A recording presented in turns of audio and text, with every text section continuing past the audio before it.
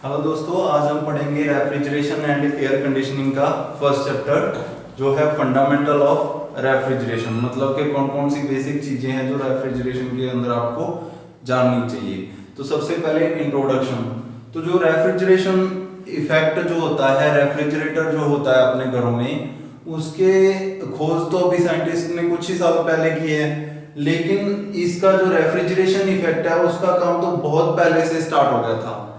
In earlier Egyptian जब time था, तब जो था आपका पोरस पोर्ट यानी कि झरझरा घड़ा, उसको रेफ्रिजरेशन के तौर पे यूज किया जाता था पानी को ठंडा करने के लिए। अब जो घड़ा होता है, घड़ा जो अभी यूज करते हैं आप, उसके अंदर क्या होता है, उसके अंदर बहुत सारे पोर्स होते हैं चारों तरफ। ठीक है, यहाँ पे जब वो बनता है, उसको भट्टी में तपाया जाता है, तो उसकी बॉडी के ऊपर ना बहुत छोटे छोटे होल्स हो जाते हैं। जब उसको पानी से भरा जाता है घड़े को, तो उसके अंदर जो पोर्स है उनकी मदद से वो पानी जो है आउटसाइड निकल आता है उससे, घड़े से, जो कि एटमॉस्फेयर की एयर से ठंडा हो जाता है पानी, जिसके कारण पूरा का पूरा घड़ा ठंडा हो जाता है और उसके अंदर का पानी जो है वो बिल्कुल बढ़िया कूलिंग में मिलता है आप लोगों को। ठीक है, तो ये जो इफेक्ट है, ये कौन सा इफेक्ट है? ये रेफ्रिजरेशन इफेक्ट ही है। उनको इसके बारे में पता था। ठीक है, मतलब कि बहुत पहले ही रेफ्रिजरेशन का जो काम है वो शुरू हो चुका था अर्लियर इजिप्शियन टाइम में। उसी टाइम पे वो ऐसी चीजें बना रहे थे जिससे वो कूलिंग आसान हो सके उनकी। ठीक है, तो उसके बाद धीरे धीरे जैसे जैसे आगे इसके ऊपर खोजें हुई, ठीक है, तो ये खाने को सुरक्षित रखने के लिए, मेडिसिन को सुरक्षित रखने के लिए धीरे धीरे ये रेफ्रिजरेशन इफेक्ट ऐसे कामों में आने लग गया। ठीक है, तो अब आप जो डेफिनेशन है उसकी फर्स्ट जो है कि रेफ्रिजरेशन इफेक्ट होता क्या है।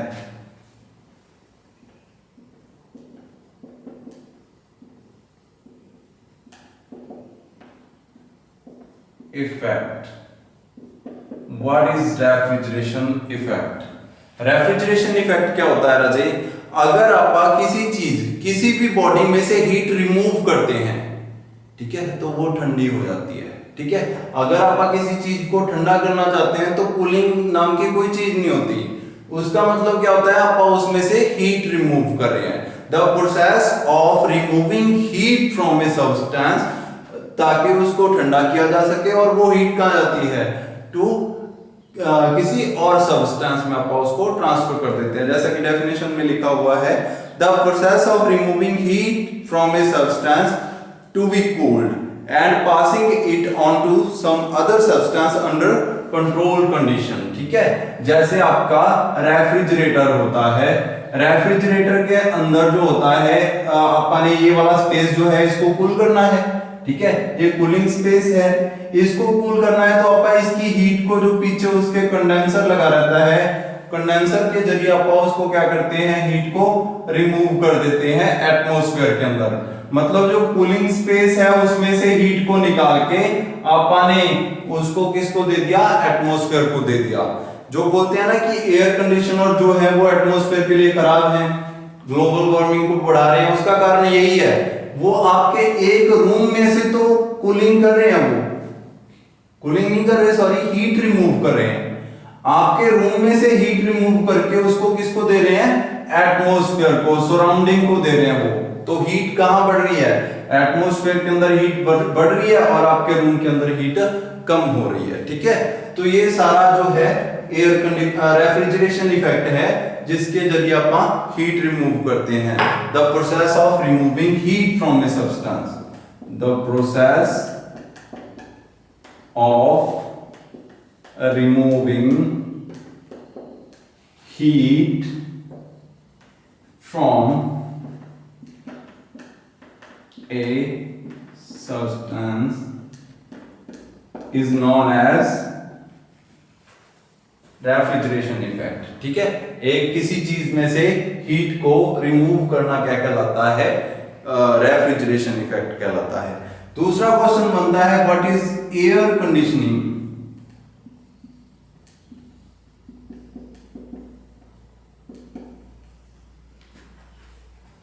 What is air conditioning? तो इसकी डेफिनेशन देखते हैं। It is the process of cooling या हीटिंग, क्लीनिंग एंड उसको ट्रांसफर करना, हीट को circulating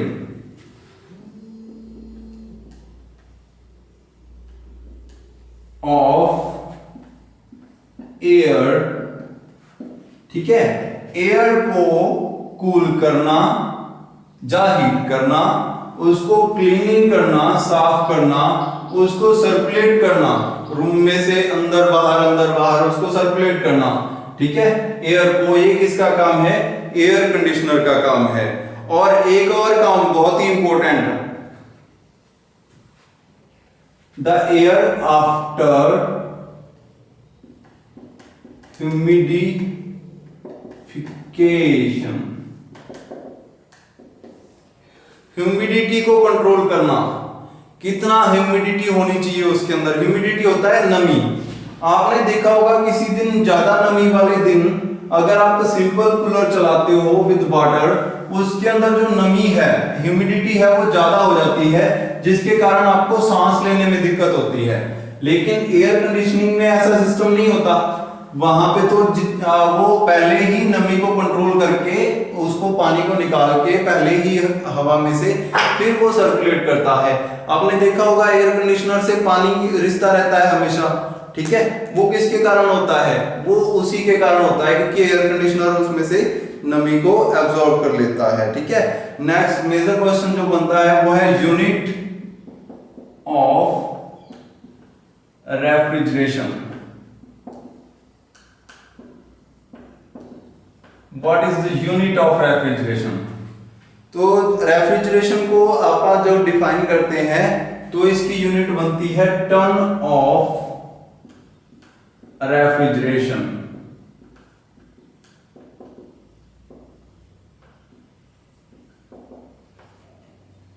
ton of refrigeration, short form में इसको बोलते हैं TR, टन ऑफ रेफ्रिजरेशन, ठीक है। देखा होगा आपने एयर कंडीशनर लेने जाते हैं तो वहां पे बोलते हैं 2 टन का एसी दे दो, 3 टन का एसी दे दो। इसका मतलब ये नहीं होता कि उसका वजन 2 टन है, इसका मतलब है उसकी कैपेसिटी 2 टन है, ठीक है। 2 टन ऑफ कैपेसिटी उस एयर कंडीशनर की है या रेफ्रिजरेटर की है, ठीक है। तो ये टन ऑफ रेफ्रिजरेशन का मतलब क्या है? टन ऑफ रेफ्रिजरेशन, जहां मैंने लिखा TR, इसका मतलब क्या है? तो कहते डेफिनेशन देखते हैं इसकी। कहते it is defined as the amount of refrigeration effect produced by the uniform melting of 1 ton of ice from and at 0 degree Celsius in 24 hours. 1 ton ice को, 1 ton of ice, 1 ton ice को 0 degree Celsius पर रखा जाए, ठीक है। एक room के अंदर पड़ी है, यहां का टेम्परेचर पहले 0 डिग्री सेल्सियस था, 24 घंटों के लिए वो वहां पे रही। तो उसने इन 24 आवर्स के अंदर कितनी कूलिंग प्रोड्यूस की?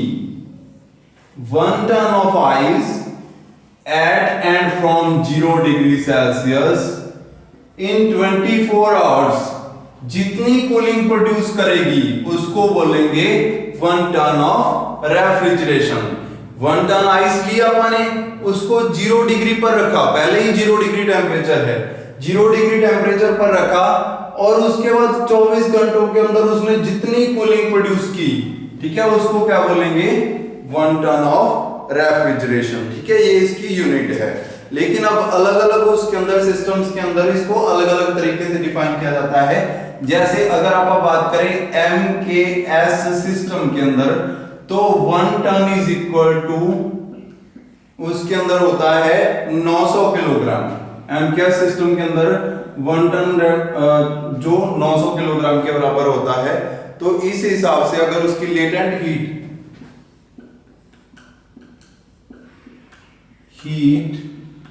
Of fusion of ice, ice के द्वारा, 1 टन आइस के द्वारा कितना फ्यूजन किया गया, वो कितना होता है इसके अंदर 80 किलो कैलोरी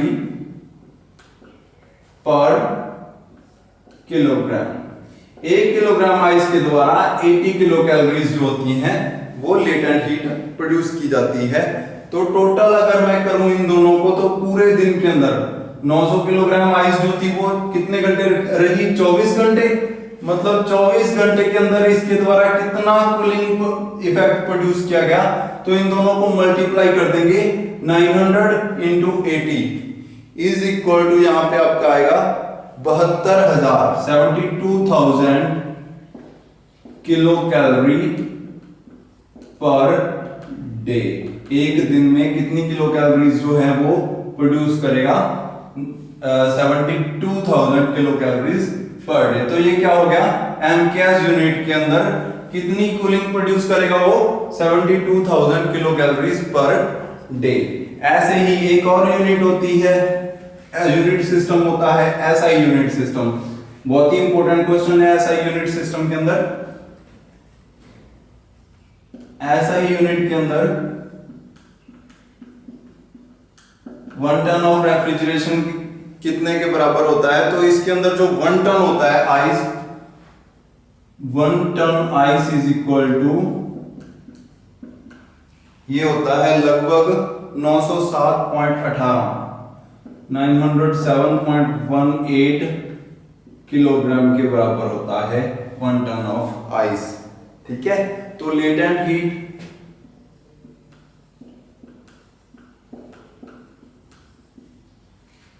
जो कि of fusion of ice, ice के फ्यूजन के द्वारा बनी, वो कितनी होती है इसके अंदर, अराउंड 334.9 किलोजूल पर केजी। ठीक है, तो अगर इसका पूरे दिन में इसको किया जाए कि 24 घंटे में कितना होएगा, तो इसको इससे मल्टीप्लाई कर देंगे। ठीक है, तो टोटल यहां पे बनता है अराउंड 14.582 किलोजूल पर डे। एक दिन में कितना किलोजूल वो एनर्जी पैदा कर सकती है, इतनी। ठीक है, तो ये क्या बन गया, एसआई यूनिट के अंदर ये कितनी एनर्जी पैदा कर रही है। ठीक है, अब आपने सभी तरीके में इसमें एसआई यूनिट के अंदर भी देख लिया, एमकेएस यूनिट के अंदर भी देख लिया कि 1 टन ऑफ रेफ्रिजरेशन क्या होता है। ठीक है,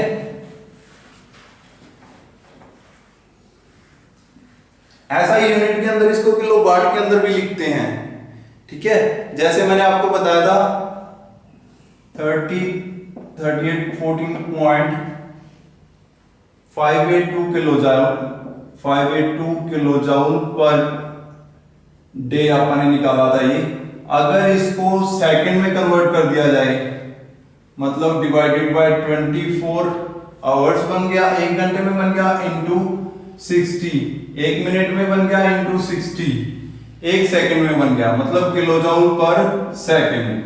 तो ये किलोजूल पर सेकंड क्या होता है, kilowatt.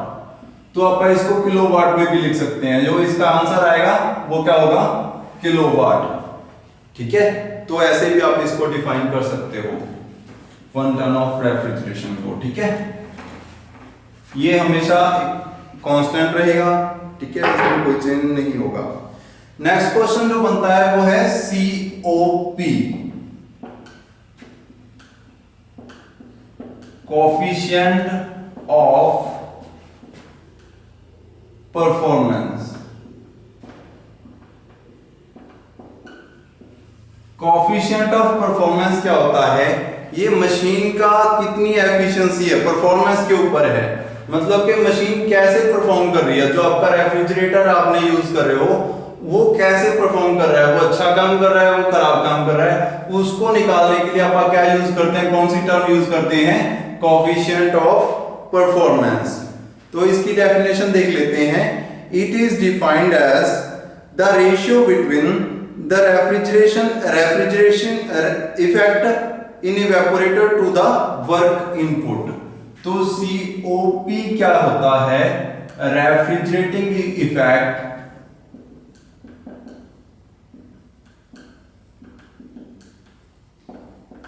Effect to work input, मतलब कि आपने उसको कितनी एनर्जी दी रेफ्रिजरेटर को और उसने आपको कितनी कूलिंग दी।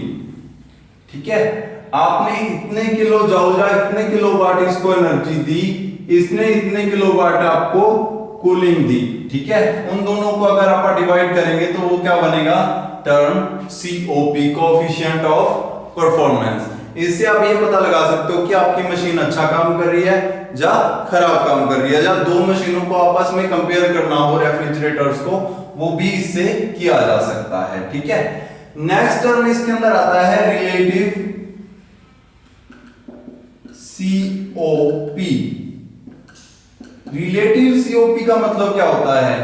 एक तो अपन COP निकालते हैं थ्योरेटिकली, जैसे मैंने आपको बताया पहले मैं MKS यूनिट से उसकी रेफ्रिजरेटिंग इफेक्ट निकालूंगा। ठीक है, उसी के हिसाब से या SI यूनिट के अंदर, और उसी के हिसाब से मैं ये भी देख लूंगा कि मेरी मशीन इतने किलोवाट की है, वो इतनी एनर्जी ले रही है। ठीक है, वो सारी चीजें निकाल के मैं यहाँ पे थ्योरेटिकल COP निकाल सकता हूँ।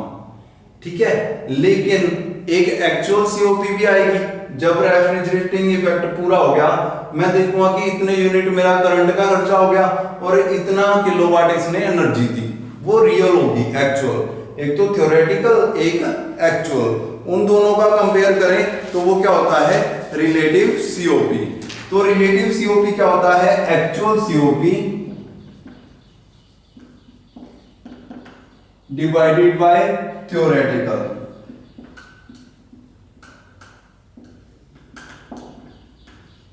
COP, theoretical COP and actual COP।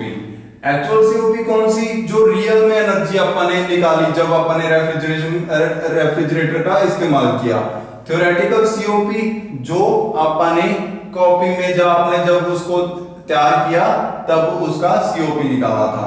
तो इन दोनों को अगर आप एक दूसरे से डिवाइड करें तो ये क्या बनता है? Relative COP। ठीक है, ये नेक्स्ट क्वेश्चन जो बहुत ही इंपॉर्टेंट क्वेश्चन आपका ये बनता है। ठीक है, रिलेटिव COP के ऊपर बहुत क्वेश्चन आ जाता है कई बार। ठीक है, नेक्स्ट जो टॉपिक आपका बनता है इस चैप्टर के अंदर वो है, अपन ने COP की बात पढ़ी तो what is the difference between COP and efficiency.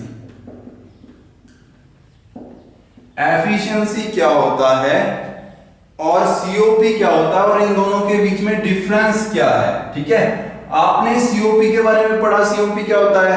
जितना आपने उससे एनर्जी ली या जो भी आपने उसने रेफ्रिजरेशन इफेक्ट दिया अपने को, और divided by work input. Efficiency का भी सेम ही होता है, जितना उसने काम किया और जितनी अपन ने उसको वर्क इनपुट दी। तो इन दोनों के बीच में डिफरेंस क्या है?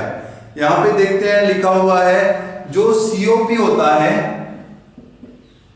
अगर आप किसी मशीन के अंदर, कोई भी मशीन है उसके अंदर आप करते हो जो उसने रेफ्रिजरेशन इफेक्ट दिया या उसका work output divided by work input, जितना उसने काम हमें करके दिया, जितना हमने उसको एनर्जी दी, इन दोनों को अगर डिवाइड किया जाए और वैल्यू जो है, if value is more than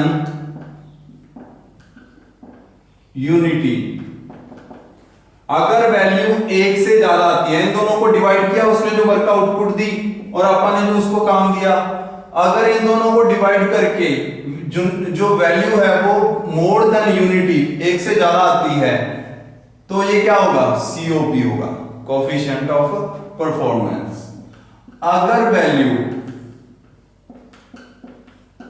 if value is less than unity, अगर एक से कम होता है, यूनिटी से कम होती है वैल्यू, तो क्या होगा? वो एफिशिएंसी होगा। मतलब जितनी भी रेफ्रिजरेटिंग मशीन्स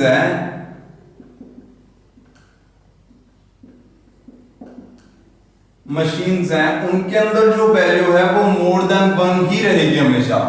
रेफ्रिजरेटिंग मशीन्स के अंदर वैल्यू जो रहेगी वो मोर देन 1 ही रहेगी। तो इसका मतलब है रेफ्रिजरेशन में हमेशा कौन सी टर्म यूज होगी? सीओपी। और बाकी जितने भी होते हैं जैसे हीट पंप या और कोई भी मशीन है, उसके अंदर जो वैल्यू है वो लेस देन 1 रहेगी, तो उसको क्या बोलेंगे? एफिशिएंसी। रेफ्रिजरेशन के अंदर work output divided by work input is equal to COP. बाकी सभी मशीनों के अंदर work output divided by work input is equal to efficiency. ठीक है, ये बहुत ही इंपॉर्टेंट क्वेश्चन है, ये पेपर में कई बार आया हुआ है कि what is the difference between COP and efficiency, coefficient of performance और एफिशिएंसी में क्या डिफरेंस है। ठीक है, अगर उसकी वैल्यू लेस देन 1 रहती है तो वो एफिशिएंसी रहेगा, अगर मोर देन 1 रहती है तो वो क्या रहेगा? सीओपी रहेगा। ठीक है, नेक्स्ट जो क्वेश्चन बनता है इस चैप्टर का वो है रेफ्रिजरेशन मेथड्स।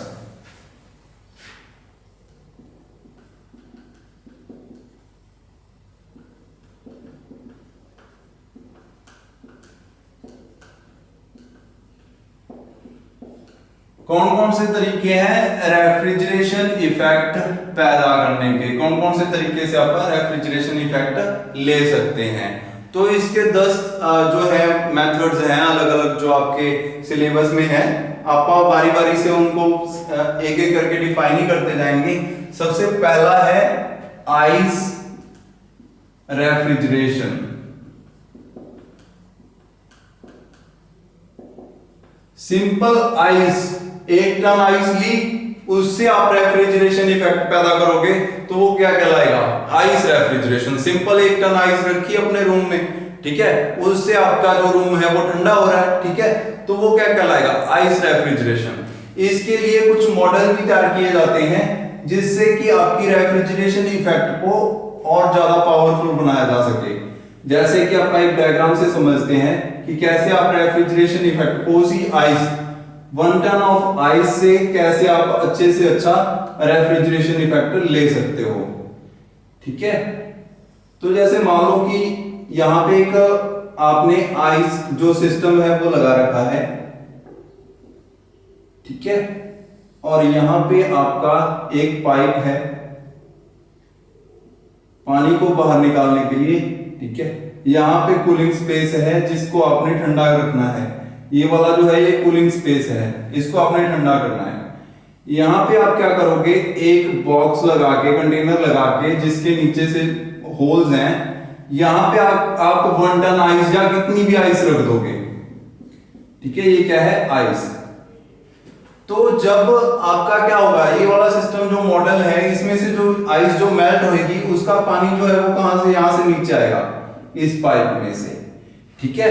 तो ये सिस्टम जो होता है ये ज्यादातर यूज किया जाता है अच्छे इफेक्ट के लिए, मतलब कि आसानी से अगर आप इसके अंदर कूलिंग प्रोड्यूस करना चाहते हो, सबसे अच्छा मेथड सिंपल आइस से रेफ्रिजरेशन लेने का यही है, ठीक है। तो इसके अंदर क्या होता है? सबसे पहले जो आइस है ये वाला एरिया गर्म हो गया, अब इसके अंदर सब्जी पड़ी है जिसका टेम्परेचर 24 डिग्री था, ठीक है, और यहाँ पे आइस का टेम्परेचर है, ठीक है, आइस का टेम्परेचर यहाँ पे मान लो बहुत ही कूलिंग है, ठीक है, ठंडा ही है एरिया। तो यहाँ पे क्या होगा? जो ठंडी एयर है, कूल्ड एयर है, वो नीचे की ओर आती है हमेशा, वो नीचे आएगी, ठीक है।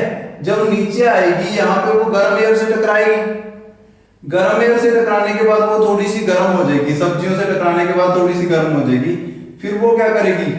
यहां से जैसे जैसे इसके पास घूमेगी वैसे वैसे गर्म होती जाएगी, गर्म एयर हमेशा ऊपर की ओर जाती है, तो वो फिर से ऊपर की ओर चली जाएगी, फिर से वो आइस के पास जाएगी, फिर से ठंडी हो जाएगी, फिर से नीचे की ओर, ऐसे ही इस तरफ पहले वो नीचे की ओर आएगी, पाइप के साथ साथ ठंडा एरिया है, ठंडे एरिया के ऊपर आती आती यहाँ पे क्या होगा?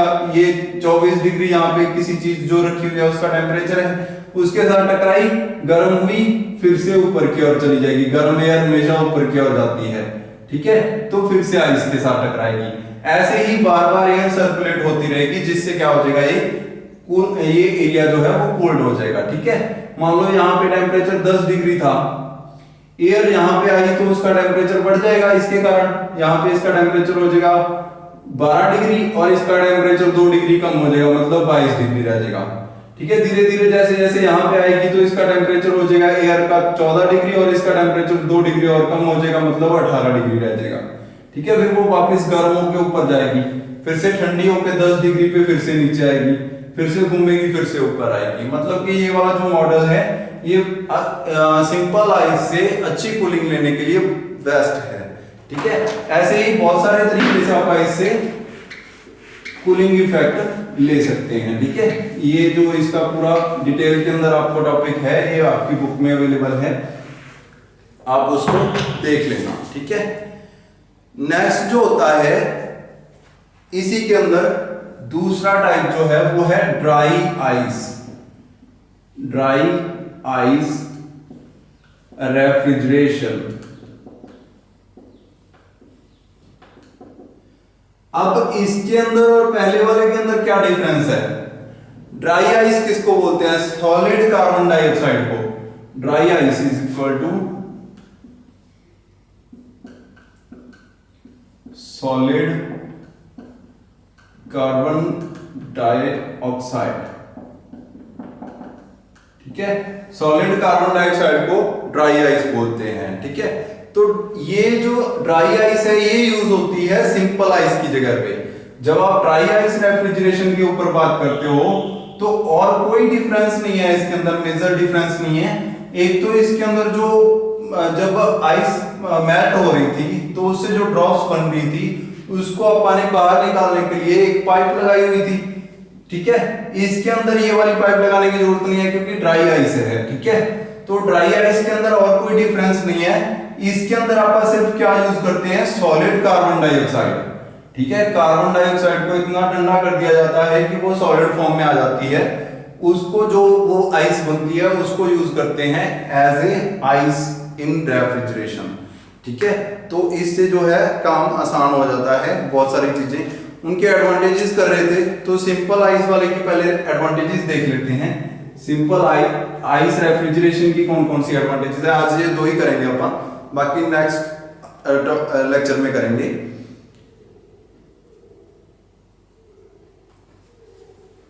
ठीक है, तो ये एक तो आसान है, बिल्कुल सिंपल है, हर जगह अवेलेबल है, ठीक है। आइस कहीं से भी आप यूज कर सकते हो इसको, ठीक है। और इसका जो कंस्ट्रक्शन है जिसके अंदर आप इसके अंदर आइस स्पेस बना रहे थे, पूरी कंस्ट्रक्शन जो है वो बिल्कुल सिंपल है, ठीक है। आप देखना आपके घरों में रेफ्रिजरेटर होता है वो कितना टिपिकल सिस्टम होता है उसके अंदर सारा, लेकिन इसके अंदर इतना नहीं है, ठीक है। और इसकी जो डिमेरिट्स हैं वो कौन कौन सी, आपने एक्स्ट्रा पार्ट्स लगाए थे इसके अंदर जो पानी को निकालने के लिए, या इसके अंदर कूलिंग इफेक्ट भी इतना अच्छा नहीं प्रोड्यूस होता, ठीक है। मतलब कि जो आपके घरों के अंदर रेफ्रिजरेटर होता है वो तो आइस जमा देता है, लेकिन ये आइस रेफ्रिजरेटर आइस तो नहीं जमा सकता, ये तो सिर्फ कूलिंग के लिए काम कर सकता है कि थोड़ी बहुत कूलिंग अगर करनी है तो आप आइस से कर सकते हैं, ठीक है। और ड्राई आइस के अंदर मेरिट्स कौन कौन सी है, मतलब कि इसके अंदर वो पाइप वगैरह लगाने की जरूरत नहीं है, नमी वाले एरिया के अंदर इसको यूज किया जा सकता है। मतलब कि इसके अंदर कोई ऐसा बिना जहां पे नमी नहीं चाहिए, जैसे कि कई चीजें ऐसी होती हैं जो पानी के कारण खराब हो जाती हैं, ठीक है, तो वहां पे आप इसको यूज करेंगे ड्राई आइस रेफ्रिजरेटर को, ठीक है। तो ये जो है इसकी मेरिट है, और डिमेरिट इसकी वही है कि ये उतनी कूलिंग नहीं प्रोड्यूस कर सकता जितना आपका जो घरों के अंदर रेफ्रिजरेटर होते हैं, जो वेपर एब्जॉर्प्शन सिस्टम होते हैं, उनके जितनी कूलिंग ये नहीं प्रोड्यूस कर सकते, ठीक है। तो आज के लिए इतना ही, बाकी जो अगले टाइप हैं इसके बहुत सारे, ठीक है, वो आप कल पढ़ेंगे, जैसे एयर एक्सपेंशन रेफ्रिजरेशन, ठीक है, इवेपोरेटिव रेफ्रिजरेशन, और बहुत सारे टाइप हैं वो अपन नेक्स्ट लेक्चर में कंप्लीट करेंगे, ठीक है दोस्तों। Thank you.